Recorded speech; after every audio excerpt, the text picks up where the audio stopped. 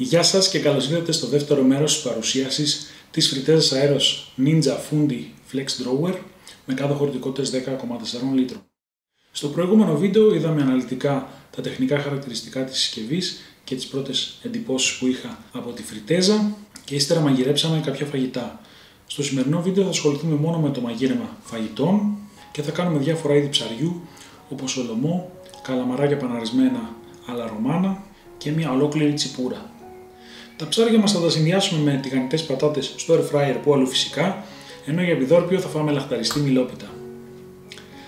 Τέλος θα δοκιμάσω να φτιάξω φρουτόψωμο στο air fryer, κάτι το οποίο φτιάχνω για πρώτη φορά, ενώ από περιέργεια δοκίμασα να αποξηράνω κάποια φρούτα όπως πορτοκάλια, μήλα και μπανάνες στο πρόγραμμα αποξήρανσης. Και τέλος θα κλείσουμε το βίντεο με δύο δοκιμές.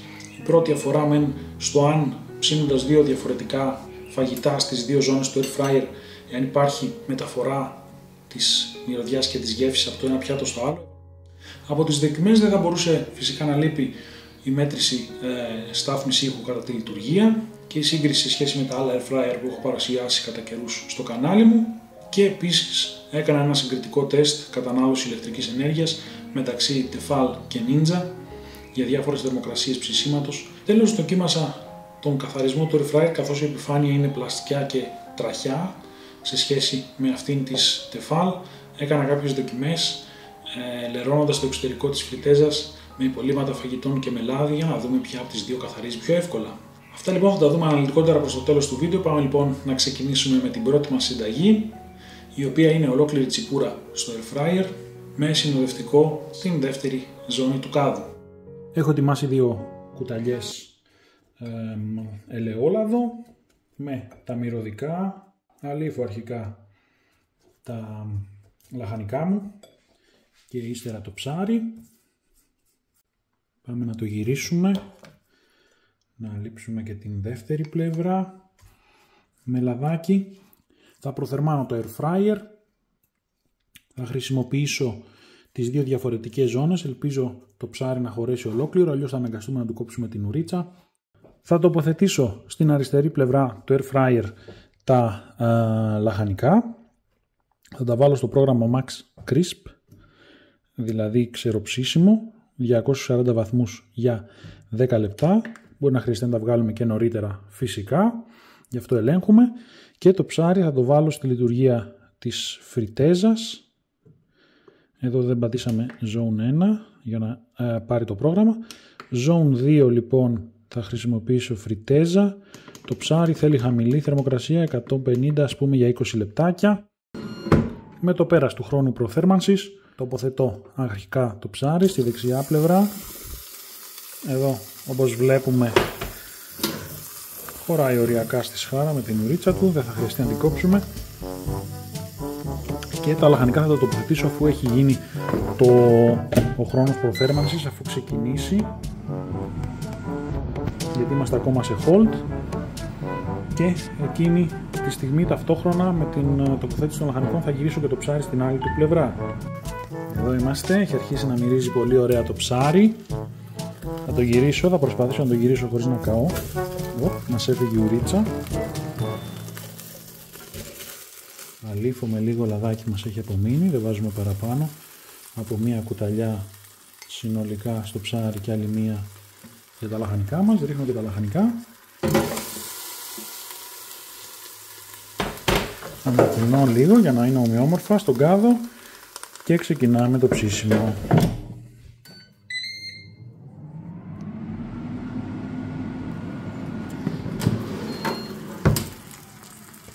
Θα ανακατέψω λίγο τα λαχανικά.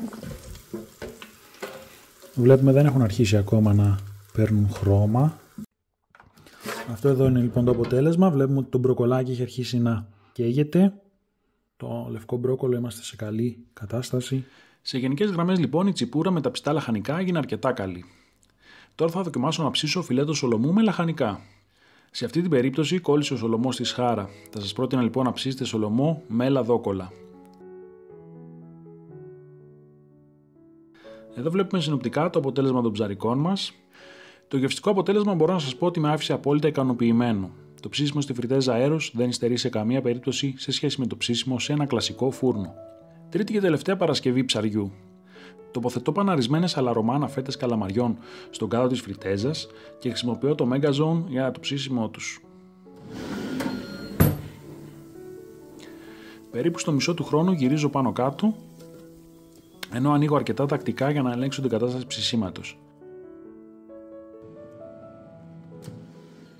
Σε περίπου 15 λεπτάκια στους 170 βαθμούς, τα καλαμάρια ψήθηκαν καλά. Ύστερα τοποθετώ τηγανιτές πατάτες για συνοδευτικό. Και ειδού το αποτέλεσμα. Καλή μας όρεξη λοιπόν. Ας φτιάξουμε τώρα ένα γλυκό επιδόρπιο, το οποίο θα είναι μια ζουμερή μιλόπιτα. Θα χρειαστούμε 3 κόκκινα μήλα, 75 γραμμάρια βούτυρο, 250 γραμμάρια ζάχαρη και 250 γραμμάρια αλεύρι, 4 αυγά, 2 κουταλάκια του γλυκού κανέλα και 1,5 κουταλάκι του γλυκού baking powder, ενώ μπορούμε να προσθέσουμε και μια βανιλίνη. Καθαρίζουμε τα μήλα μας, αφαιρούμε τα κουκούτσια. Φυσικά αυτό γίνεται και πιο εύκολο με το ειδικό εργαλειάκι που υπάρχει ή απλά με μαχαιράκι όπως το κάνω εδώ. Ζυγίζουμε 75 γραμμάρια βούτυρο.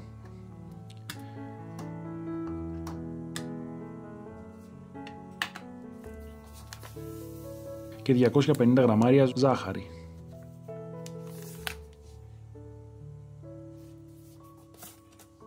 Προθερμαίνουμε αρχικά το air fryer ή μάλλον τα air fryers στην περίπτωσή μου, καθώς θα χρησιμοποιήσω 2 φριτέζες για να δούμε αν υπάρχουν διαφορές στο ψήσιμο. Τοποθετούμε το βούτυρο μέσα στο ταψάκι μας και το βάζουμε μερικά λεπτά μέσα μέχρι να λιώσει.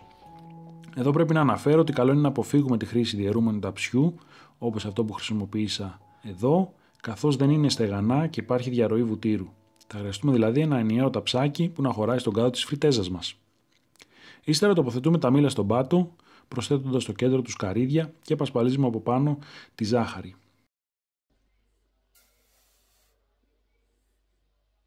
Τώρα θα ανακατέψουμε τα υπόλοιπα υλικά μας, τα οποία είναι 250 γραμμάρια αλεύρι, 2 κουταλάκια του γλυκού κανέλα, 1 βανίλια και 1,5 κουταλάκι του γλυκού baking powder. Αφού ανακατέψουμε τα συστατικά, θα προσθέσουμε 4 ολόκληρα αυγά και συνεχίζουμε την ανάδεψη. Αρχικά χρησιμοποίησα ένα σύρμα ζαχαροπλαστικής, το οποίο δεν ήταν ιδανικό για το χτύπημα. Αργότερα χρησιμοποίησα μιξεράκι για να ανακατευτούν καλά τα υλικά και να φουσκώσει το μείγμα.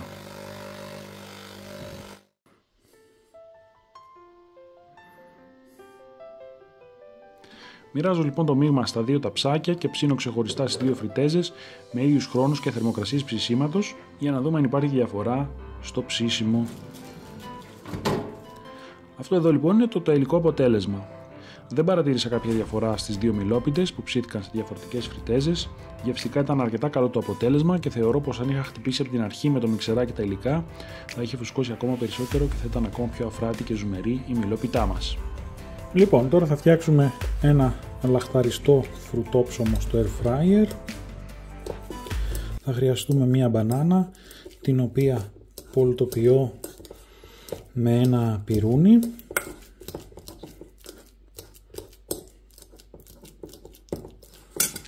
Θα προσθέσω γάλα και συγκεκριμένα 140 γραμμάρια γάλα. Θέλετε να το κάνετε vegan, μπορείτε να προσθέσετε φυτικής προέλευσης γάλα.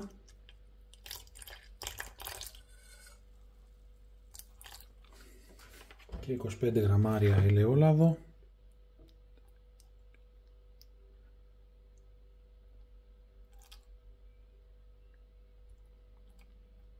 Τώρα θα ανακατέψω τα υλικά μου.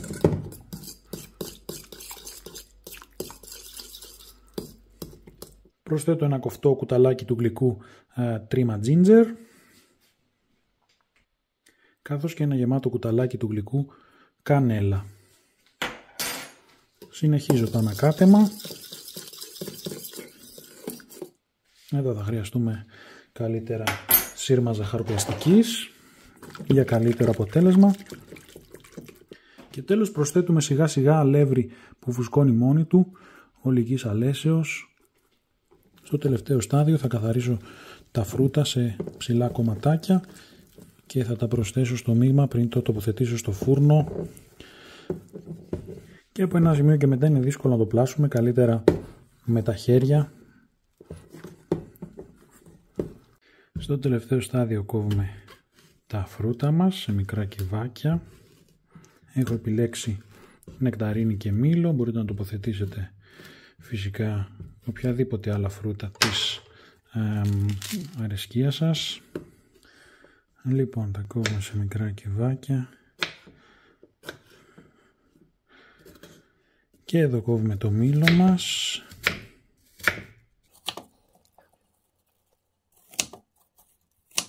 Σε μικρά κυβάκια, εφόσον επιθυμούμε να είναι λίγο γλυκό, μπορούμε να τοποθετήσουμε αποξηραμένες ταφίδες και για γλυκαντικό επίσης μπορεί να χρησιμοποιηθεί το μέλι αντί της ζάχαρης. Λοιπόν, αυτά εδώ είναι τα φρούτα και τα αποξηραμένα. Έχω βάλει και λίγα cranberries. Τα ρίχνουμε όλα στη ζύμη μας.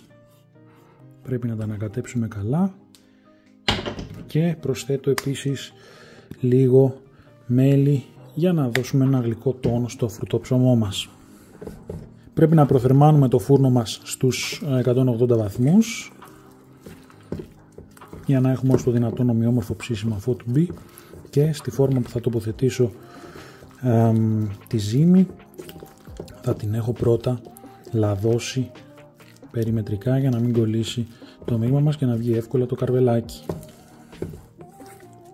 Για να έχετε προτάσεις για τι άλλα υλικά μπορούμε να ρίξουμε στο φρουτόψωμό μας, θα χαρώ πολύ να τις διαβάσω στα σχόλια αυτού του βίντεο. Λοιπόν, προθερμένο όπως είπαμε στους 180 βαθμούς, θα χρησιμοποιήσω το πρόγραμμα ψησίματος ανεβάζοντας τη θερμοκρασία στους 180 και το βάζω για 5 λεπτάκια και μόλις ολοκληρωθεί η προθέρμανση θα μας ενημερώσει ο φούρνος και θα ξεκινήσω κανονικά το πρόγραμμα. Μια μικρή ποσότητα λαδιού στο ταψάκι και θα το αλείψω με ένα πινελάκι. Επίσης μπορούμε να σπάσουμε και μερικούς ξηρούς καρπούς όπως κάσιους για παράδειγμα ή καρύδια. Θα ρίξω στο λαδωμένο μου ταψάκι το μείγμα και θα το ψήσουμε στους 180 βαθμούς για 30 με 40 λεπτά ανάλογα. Πρέπει πάντα να ανοίγουμε και να βλέπουμε την κατάσταση των υλικών μας, καθώς οι χρόνοι που μας δίνει ο κατασκευαστής και τα προγράμματα είναι ενδεικτικά. Η ποσότητα είναι μικρή, βλέπουμε καλύπτεται μέχρι τη μέση, αλλά δεν πειράζει καθώς θα φουσκώσει το ψωμί και θα γίνει ένα μικρό καρβελάκι. Περιμένουμε να κρυώσει και το κόβουμε.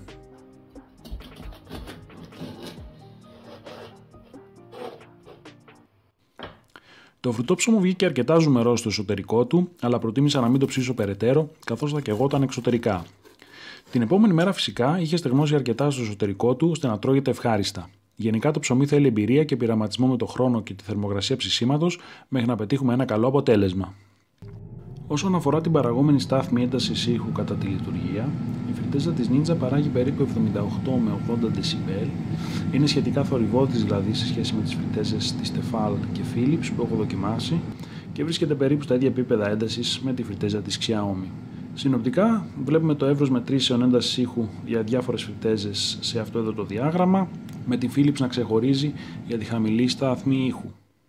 Μιας και αναφερθήκαμε λοιπόν στα τεχνικά χαρακτηριστικά και στη σύγκριση των συσκευών, ας δούμε ένα συγκριτικό τεστ κατανάλωσης μεταξύ της φριτέζας της Tefal και της Ninja για διάφορες θερμοκρασίες ψησίματος.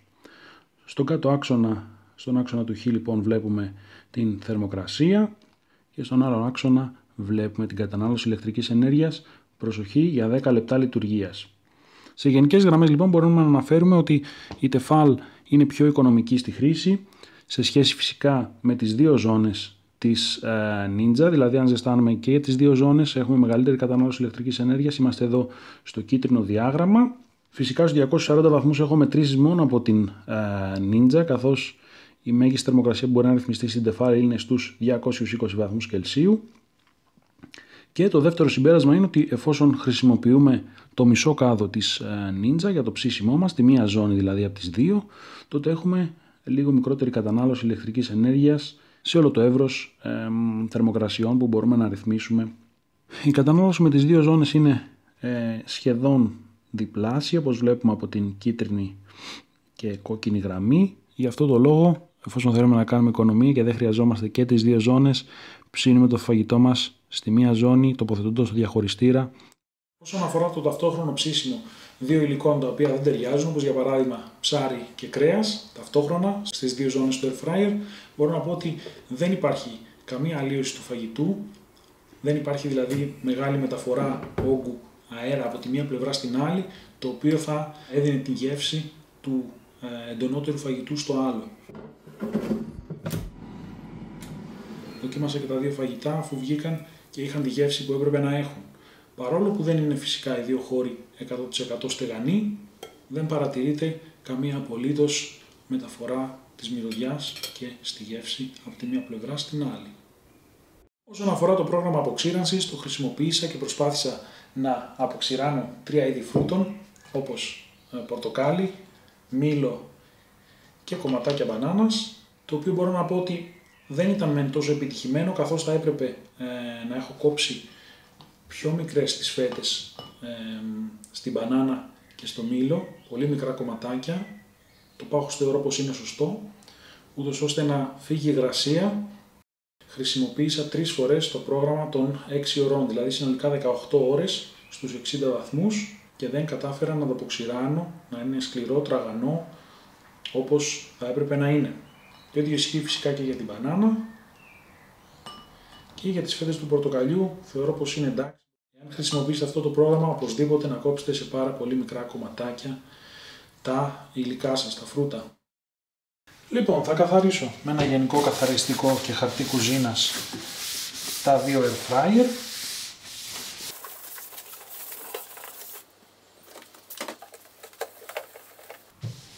Και το επάνω μέρος. Εδώ πρέπει φυσικά να λάβουμε υπόψη ότι το air fryer της Tefal το έχω ήδη 1 χρόνο και έχει δουλέψει εκατοντάδες ώρες για το ψήσιμο υλικών. Είναι αρκετά χρησιμοποιημένο. Αντίστοιχα της Ninja το air fryer το έχω μόνο 1 μήνα και έχω κάνει επίσης αρκετές συνταγές για αυτό τον καιρό.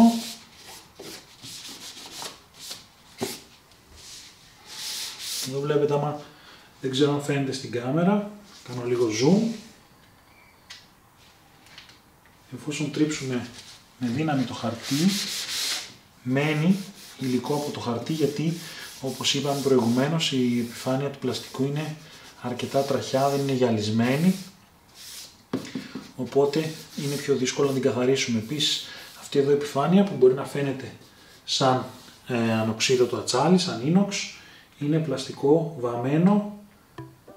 Λοιπόν, έχουμε εδώ 4 βασικούς ύποπτους οι οποίοι προκαλούν μπελάδες στην κουζίνα και λερώματα, δηλαδή γάλα, χυμός ντομάτας, ντοματοπολιτός δηλαδή, λάδι και αυγό. Και αυτό που θα κάνω τώρα είναι να λερώσουμε κάθε ένα από αυτά τα υλικά εξωτερικά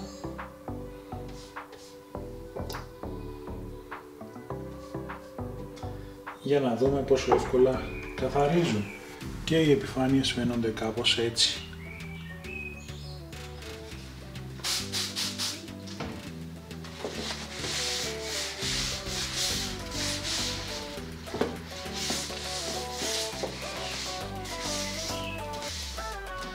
Εδώ βλέπουμε σε αυτό εδώ το σημείο που υπάρχουν διαφορετικά υλικά και εγκοπές, είναι δύσκολο να καθαριστεί, καθώς η βρωμιά, το υλικό εισχωρεί εδώ μέσα και κάνει τον καθαρισμό δυσκολότερο.